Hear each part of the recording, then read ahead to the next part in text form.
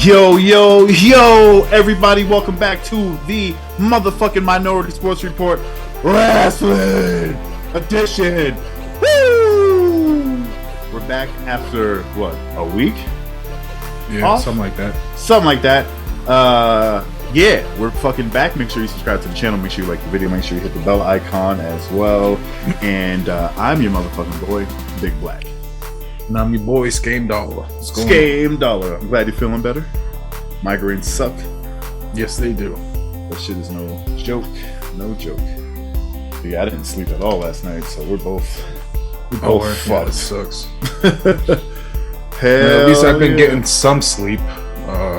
So that's one good positive thing that's coming out of things. Nice. But so yeah, we definitely watched Dynamite, but it was my birthday last week, and I was just like, my brother was here. I'm not doing shit. I don't feel like doing anything, so I didn't. But yeah, we're not going to cover both weeks because we don't have enough time. But I would think we barely have enough time for 1 week of shows sometimes. for real. Shout out to Thunder Rosa for taking that championship over Britt Baker in that cage match that was during the week we didn't record. I just have to say that because that shit was fucking phenomenal, and we have a new champ. We have a new chance, sir. And I'm gonna shut the fuck up and let you take it away. You better. Well, this week kicked off with a match between CM Punk and Dax Hardwood. This was a good fucking solid wrestling match. A couple of spots. Hardwood hit a nice superplex off the top rope. It had a nice little impact slam for both of them. Looked like they both got hurt on that one. Yeah, that shit was nice. At one point, Punk tried to suplex Hardwood out from in the ring to outside over the top rope, but Hardwood kind of held on to his neck and pulled CM Punk out with him, it looked a little awkward. But luckily nobody was hurt on that shit. A little awkward. Yeah. Hardwood hit a nice springboard powerbomb. Basically, he had Punk up for the powerbomb, bounced him off the top rope, and then powerbombed him, which was nice. And then to finish off the match, Hardwood reversed Punk's GTS into a sharpshooter. Oh yeah, that shit was able to. Then Punk was able to fight out of that sharpshooter and transition it to that Anaconda Vice submission that he likes to use, and that's how he got the win. So yeah, that was a solid intro match there for Punk. Oh yeah, I got some new sounds. He also made the belt reference while he was celebrating his win. But yeah, what sound effect? Oh, I got Razor, and I got some Macho Man, and I got a little bit of JR, just to let you know. Yeah, nice. I like it. Yeah, those are good ones to have on the board. Next up, we had an 8-man tornado tag team match. Means everybody's fighting at once. No DQ, no count, none of that bullshit. Oh, fuck. So it was Sting, Darby Allin, and the Hardy Men, not the Hardy Boys, the Hardys. They took on the AFO, which is the Andrade family office, now that they kicked out Matt Hardy. That was the team of Private Party, Butcher, and the Blade. And this one started off with Darby doing Darby things where he fucking launched himself like a missile through the ropes, took out the Butcher, and then right after that, Sting's old ass dove off the top rope to the outside and took out the other 3 guys. Yeah, that was within 45 seconds of the bell ringing. Yeah, those are literally the first 2 things that happened before the AFO was even able to get into the ring. That was fucking crazy, bro. Oh man. A little later on, oh shit. I'm gonna say it how I wrote it. Later on in the match, Butcher swung Darby into the wall twice, then threw him down some stairs. He threw him down the stairs.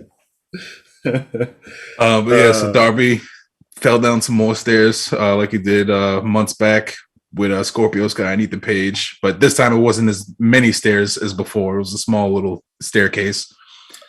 Yeah, it's still crazy. Yeah, it's still crazy. As they worked their way through the building, they ended up in the front entrance lobby area of the arena where they were selling merch. Fucking Jeff Hardy put the ladder up against the wall climbed up the ladder onto like a beam, the support beam that was across the wall. Second and then story. fucking did, basically second story dive off the wall, swanton bomb through the fucking merch table. I think it was Butcher and the Blade he took out with that shit. And they eventually worked their way back to the ring, and Matt Hardy and Sting were able to hit a Twist of Fate Scorpion Deathlock combo. But I think only Matt Hardy picked up. I think Matt Hardy was the one who got the pin for the win. Oh, that was so good. But yeah, it was a crazy match. Jeff still got it. Matt Hardy's still doing his thing too. Mm-hmm. Sting's old ass is still doing his thing. Fucking crazy. Yeah, it was great. This was a great one. Yeah, that was that's a thumbs up. Hardcore. Oh, for sure. Mm-hmm. Hardcore. The kids love it. Just love it. Next, we had Jon Moxley and Bryan Danielson taking on the Varsity Blondes. Varsity Blondes were out there with Julia Hart, who I guess she's still selling the gimmick of the whole House of Black mist in the eye thing, because she was sitting at ringside on the stairs and just facing the crowd, like not doing anything, just sitting there. Yeah, it was weird. It was weird. There was no kind of explanation of anything other than she's still like dealing with the effects of the mist in the eye. But I have a feeling she's gonna go like turn dark and join the House of Black at some point. Yeah, we said that months ago. Yeah, it just seems like that's the way it's going, especially the way she acted this week. It was very weird. But it wasn't technically a squash match because the Varsity Blondes did have some offense, but I mean, it wasn't much. This was kind of all Moxley and Danielson. Moxley locked in a rear naked choke at the same time that Danielson locked in his crossface shit that he does, and they got the submission win. After the match, Moxley took the mic, basically said that the only like person's opinion he ever cared about was William Regal's. Said that he earned Regal's like respect and like a badge of honor or whatever he called it, and said that if anybody else wants to earn that badge of honor, they have to earn it the hard way. And he basically dubbed the group the Blackpool Combat Club. Oh, I didn't even catch that. Yeah, he said if anybody wants the badge of honor from the Blackpool Combat Club, they're gonna have to earn it the hard way. So he kind of named the stable, I guess. So maybe I don't know. We'll see if they push that forward. Garbage. But, yeah. Next, we had MJF came out to the ring. All kinds of security with him. Has Sean Spears as backup since he no longer has Wardlow. Said that he started off saying that CM Punk had to cheat to beat him, and said that it won't, like, their little rivalry won't be over until he's at Punk's funeral and pisses on his grave. Yeah. And then after that, he turned his attention to Wardlow. Called Wardlow. He said he's gonna call him Pig. Because he's a greedy little pig. Said that the fans wouldn't know who Wardlow was if it wasn't for MJF. Said that Wardlow signed a deal with the devil, which was funny because then the fans started chanting Jesus. I don't know if you that's caught that. why. Okay. Yeah. The fans started chanting Jesus, and then MJF yells like, "I'll strap Wardlow to the cross just like Jesus." So I was like, where the fuck is this going? No, yeah, because I don't know if it was the whole crowd, but a small portion of them started chanting Jesus. It was pretty funny. But yeah, so that ended up causing Wardlow to come out.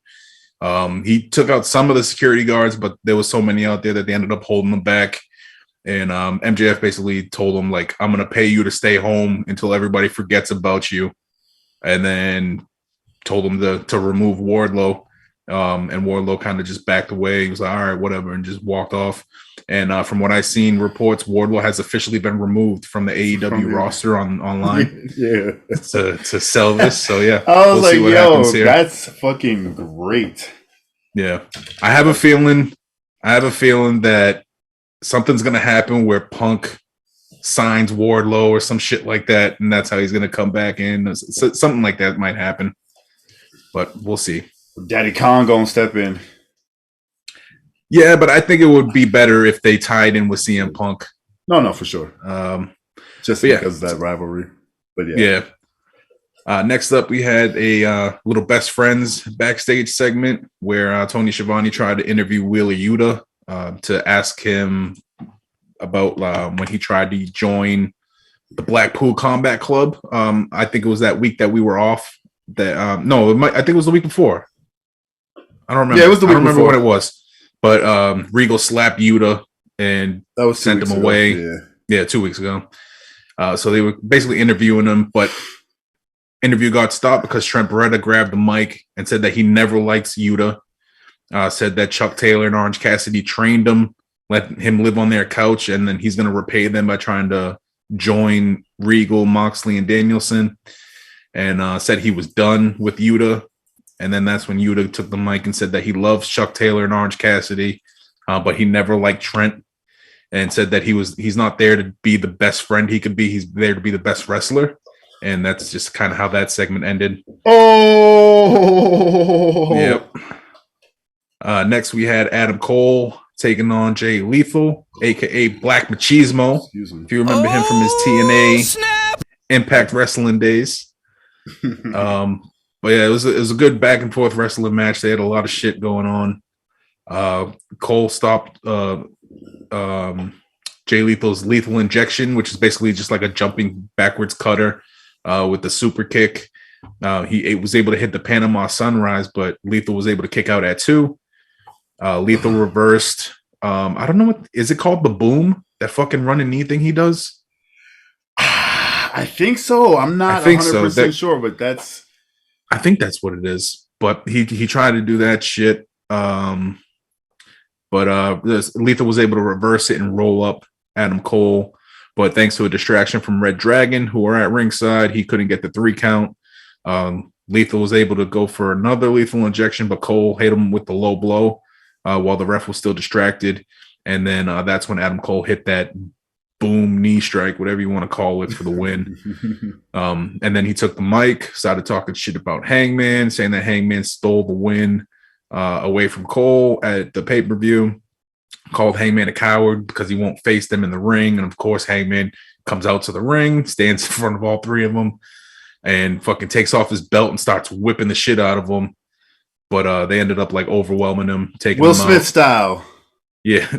Well, not really. Will Smith just smacked the shit out of it. It wasn't an open hand. He used the belt. No, I know. We'll say it was Abuela style. Actually, no, it wasn't a chancleta. We can't say that. That's what I'm saying. We can't say that. But whatever. He whipped him with the belt, but he got overwhelmed, got taken down, and then Jurassic Express and Christian Cage came out to save him. And then Adam Cole ended up stealing Hangman's belt as he ran off. Next up, trying to make this quick. Sammy Guevara and Ty Conti had a little in-ring interview. Tony Schiavone asked them how they were doing after Sammy lost the belt, and then they got beat down by Dan Lambert and his goons. Sammy said that even without the belt, he's still there to put on crazy shows and all that shit. Ty said that they want payback against Scorpio Sky, Ethan Page, Paige Van Zandt, all of them. Dan Lambert came out running his mouth like he usually does with Scorpio Sky and Ethan Page. He asked Scorpio Sky and Page if they wanted to like entertain the little match challenge that Sammy and Ty threw out there, and they basically like shrugged it off and walked away. So that's when Dan Lambert said that you can kiss this match goodbye, and then he kissed the TNT Championship belt that he's been carrying around. And then that's when Sammy said that Sammy goes, "I know we've been living in your head since you got here, but if you knew what we did with that belt, you'll know we now live in your mouth," or some shit like that. Snap! It's funny. Yeah. So that grossed out Dan Lambert. He ended up picking up the belt like this and shit, and it was pretty funny. I don't know if you've seen the picture online that circulated. Apparently, it was Sammy and Ty like naked in a hotel bed with the belt in front of them, like covering the good spots, the goodies, the giblies. Yeah. So yeah, that was pretty funny there. Jumping into the rubber match between Layla Hirsch and Red Velvet. They were both 1-1. But in this one, Red Velvet, she was able to hit a nice running Huracan Rana. She basically ran up the steps on the outside, did the Huracan Rana to the mats on the outside. It was nice. It was nice. Yeah, she's getting a lot better. Oh yeah. She was able to hit her what they call it, the mix, I think it is, which is basically like her spinning corkscrew kick. But Hirsch, instead of like laying there waiting for the pin, she rolled out of the ring. And Hirsch did her thing where she goes under the ring, pulls out a turnbuckle, but this time she put one in the back of her trunks and then had one in her hand. So when she got in the ring, the ref seen the one in her hand, took it away. And then while his back was turned, she smashed Red Velvet with the one she had in her trunks and tossed it out. And then that's how she was able to steal that win from Red Velvet. Garbage. Yep. Garbage. After the match, Hirsch put Red Velvet in the armbar and held on to it until Chris Statlander came out and basically chased her off. So looking magnificent. That was that. Mm-hmm. Yeah. Dark Statlander coming out in all black. What next? Next up, I'm surprised she's not doing like a Sting gimmick. We had too many of those already. Coming out from the rafters with a trench coat. Waiting up there with the baseball bat. Yeah. Chilling. Next up, we had a little Thunder Rosa interview. Tony Schiavone was interviewing Thunder Rosa on the stage about her big title win in her hometown. Because they were still in Texas for this one. I think they were, I don't remember where for this one. Was it Austin? I think it was Austin. I think it was Austin, yeah. And then Vicky Guerrero's loud ass came out talking all kinds of shit, claiming that Rosa wasn't really from Texas because obviously she's Mexican, and that's like Austin's are like or Texas, where it was El Paso, wherever they were the week she won. Was it El Paso? Might have been San Antonio. San Antonio, that's what it was. Yeah. Was like her adopted hometown. So Vic was like, they started talking shit about green cards and like citizenship. It was weird. But it was basically just all a distraction for Nyla Rose to come up from behind Thunder Rosa and take her out. So it's setting up. Looks like Nyla Rose is the next challenger for that belt.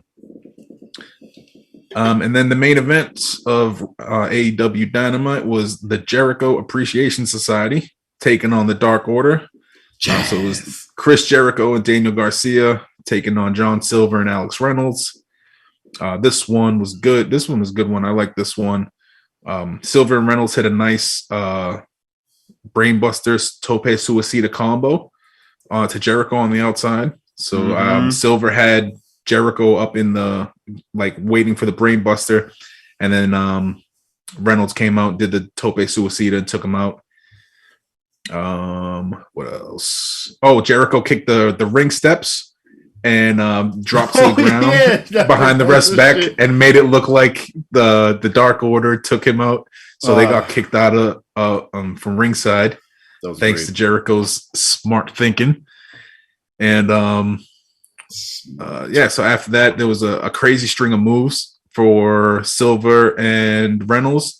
Where basically Silver kicked Daniel Garcia in the face in the corner, threw him to Alex Reynolds, who hit him with a rolling elbow, who backed into Silver, who kicked him in the back of the head. And then he fell forward into Reynolds, who hit him with a cutter. And then he fell backwards into Silver, who hit him with a suplex. And then Alex Reynolds jumped over him and did a pin attempt, but he was only able to get the two. Yeah, that shit was tight. I don't remember how far after, but Garcia was able to like grab the ref and distract them while Jericho used the bat to hit Reynolds in the back. And then that's how Garcia was able to lock in a modified Scorpion Deathlock sharpshooter kind of move to get the submission win for the Jericho Appreciation Society. Jazz. The sports entertainers. Got the jazz hands, baby. Yeah.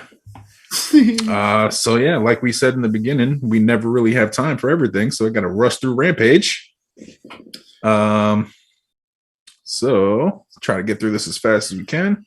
We have Dustin Rhodes and Lance Archer kicking things off on Rampage. Before the match even got started, Archer came out like he usually does, trying to fuck somebody up. He came out with one of Dustin's students over his shoulder. But before he was even able to get to the ring and do anything, Dustin came out and attacked him from behind to save his student. I don't remember how it happened, but at some point, Dustin's ear got bloodied up. I don't remember how that happened.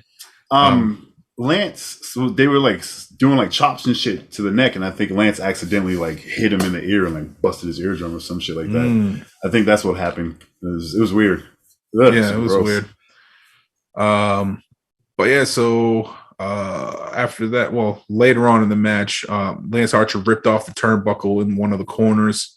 He was going to do something to Dustin in that corner, but Dustin was able to like pull Archer towards the turnbuckle as he fell backwards, and basically hit Lance Archer head first into the turnbuckle, kind of wobbled him a bit, and then Dustin was able to jump and do like some kind of weird rolling pin maneuver to steal the win from Archer. So after he got the win, Archer was pissed and then just started beating on Dustin. Dustin Rhodes smashed his face into the steel steps to bust him open, which was an obvious blade job because they didn't do a good camera work because Lance Archer was in front of, you can see Dustin Rhodes in the background, and you could clearly see him fumbling with something under the ring. It was like, obviously he was blading himself. But yeah, it's still a solid match for these guys. Yeah. Oh yeah, especially for Dustin. Still curious as to why Dan Lambert is coming out with Archer. Like, what happened with Jake the Snake? I knew he had some kind of surgery, but from what I remember, he was like recovering from that. But that was like the end of last year. So I'm not sure what's going on with Jake the Snake. I don't know if he's still recovering from. I think it was a foot surgery or hip surgery or something like that. Look it up while we're going. But yeah, it's just weird that now all of a sudden Dan Lambert is in his corner. But whatever. So while you look that up, we'll jump on to forgot to mention, after he smashed Dustin's face into the thing and got all bloody, Dustin's students came out to try to save him, but they all got taken out by Lance Archer. And then Lance Archer put Dustin through a table, and that's how that shit ended there. So next we had Fuego del Sol in the ring out of nowhere. Said that he was able to rock each member of the House of Black at some point. Said that the fans all believed in him and that he was ready to fight the House of Black again. And obviously, when you mention the House of Black, the lights cut out, and when they come back on, they're standing in the ring, which is exactly what happened. But this time it was pretty cool because they each got individual spotlights. Yeah, that shit was dope as fuck. That shit was pretty dope. And yeah, so obviously they fucking attacked Fuego del Sol, and what was it? Brody King hit him with that fucking what was it? Oh, I forgot the name of the move. Fire Thunder Driver. Which is basically like you set him up for like almost like a razor's edge, but then you put him into like a pile driver. It's a nasty move. It is nasty. Destroyed Fuego del Sol. And then oddly, the Dark Order came out to save him. Which it kind of tied in because Dark Order was next up. They had a match up next, but it's weird that they came out to save Fuego del Sol. So yeah, apparently they're setting up an angle between Dark Order and House of Black because it looks like they agreed to a trios match while they were like face to face. They didn't really like fight or anything; they just got into each other's face and would run in their mouths. So it looks like they agreed into some kind of match coming up. So yeah, we had another Dan Lambert Scorpio Sky and Eat the Page thing. Basically, the only thing that came out of that was Scorpio Sky said that there's no longer going to be an open challenge for the CNC championship. Any other challengers have to earn it from now on. So that was that. And like I said, Dark Order was up next in their they had a next match, and they were taking on Red Dragon. Hey yo! So it was, yep. Got an update. I got an update on Jake the Snake real quick. What do you got? He's got like emphysema, COPD, and like 2 lung diseases that he got from his mom. So like he's just been like on top of the foot surgery. So he's just been like taking it easy and just shit. Recovering. Yeah. All right, that makes sense. All right. Hope to see him back soon. I always love Jake the Snake. Oh hell yeah, he's the fucking man. But yeah, so we had Red Dragon. That's Bobby Fish and Kyle O'Reilly taking on the Dark Order team of Alan Angels and 10, or Preston Vance, if you want to call him by his real name. This was a pretty decent match. Red Dragon took they took 10 out later on in the match by turning his mask around and then hitting him with like a high-low kick combination. and rolled him out of the ring. And then that's when they hit what they called the Chasing the Dragon on Alan Angels, where Kyle O'Reilly sets him up for a brain buster. Bobby Fish kicks him in the back of the head, and then Kyle O'Reilly drops him for the brain buster. And that's how they got the win. After the match, Red Dragon, playing me off. No, we're good. I thought I shut it off. That's my bad. Red Dragon continued to beat on Alan Angels, and then weirdly, Jurassic Express came out to save 10 and Alan Angels instead of the rest of the Dark Order. Yeah. After they saved somebody they're not even associated with, they fucking come out and weird. Yeah, very. But yeah, so they were able to come out and help the Dark Order. And then while they were doing that, Adam Cole came running out and stole the tag team belts. So now, not only did he steal the world championship, he stole the tag team belts too. So crazy. Next, we had Nyla Rose destroying the shit out of Maddie Rankowski in a squash match. I think she hit maybe 3 or 4 moves on this poor girl. Yeah, before pinning her for the win. Yeah, it was hitting the beast bomb. But yeah, apparently Rankowski is one of Thunder Rosa's students, and they were in her hometown. So that's why this all kind of tied together there. Yeah, nice. That was a quick one. Quickie. That leads us into the QT Marshall Certificate of Accomplishment segment, where he was going to give a certificate of accomplishment to Hook. So so he called Hook down to the ring. Hook came out. He started showing him the award. So QT Marshall is holding it up like, hey, look. And Hook just grabs Aaron Solo, who was there supporting QT Marshall, and throws him through the frame of the award. Yeah, that smashes the award. QT Marshall is just standing there like, what the fuck? And then Hook just walks off all calm and cool like he usually does. And as he's making his way up the ramp, Danhausen comes out of nowhere, tries to curse Hook on the stage, and Hook just looks at him and then just walks around him. Danhausen's there like, what the fuck? It didn't work. That shit was mad funny. Yeah, that character. I'm like, I'm cool if he doesn't even wrestle. Like, I actually went and I watched like 2 of his matches on YouTube. He's not bad. One of his moves is he has a jar of teeth that he takes out and puts in their mouths and then kicks them in the face with the jar of teeth in their mouth. Yeah, it's weird. He's a very strange cat, but he can wrestle. Had the has teeth and shit on it, embedded in it, so that makes sense. I was like, what the fuck is he? Another dentist? But it's a weird little gimmick he does with a jar of teeth. I don't know, but he can wrestle, man. He can wrestle. Oh yeah. So that was that, and then the main event for Rampage was the FTW Championship. Ricky Starks was defending against Swerve Strickland. In the build-up with Mark Henry, it seemed like these two had history. I couldn't tell from where exactly because I know Ricky Starks was in WWE like development, so I don't know if they crossed there or if it was in like an indie promotion or something. I'm not sure exactly they do where. House shows too that they never tell. Could be, yeah. It could be. I'm not sure exactly where they met, but yeah, they had some matches before, so they had a nice little build up to this. But yeah, this was a good match. Strickland was able to hit a fucking nice running shooting star press off the ring apron to the outside to take out Ricky Starks.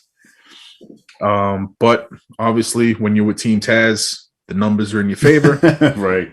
Powerhouse Hobbs came out of nowhere and fucking destroyed Swerve with I think it was a clothesline or a body check or some shit.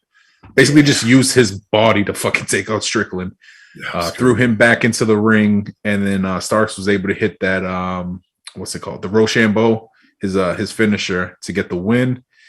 And Ricky Starks had his entourage behind Taz at the announce table. And after he got the win, they started walking down to the ring with this like big celebration banner. And as they're walking down, all of a sudden, one of his entourage gets thrown through the banner. And then they show Keith Lee's just standing there all big and shit. So he gets in the ring and he starts trying to take out Ricky Starks and Powerhouse Hobbs. and Strickland got into the action. So it looks like we're going to get Swerve Strickland and Keith Lee versus Powerhouse Hobbs and Ricky Starks at some point, maybe this week, I'm assuming. But yeah, that's how that shit ended.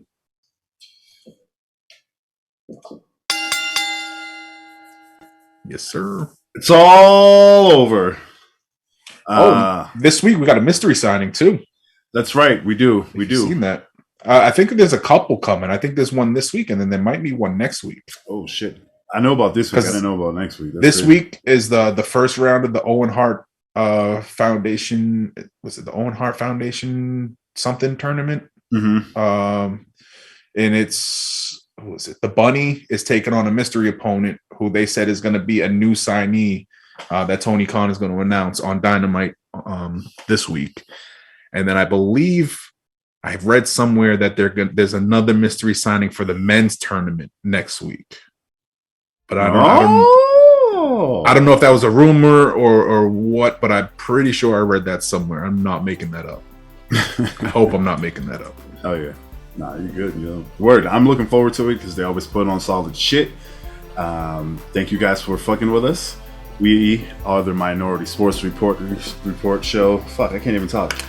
This has been the fucking Minority Sports Report Wrestling Reporters show for the wrestling universe of the world.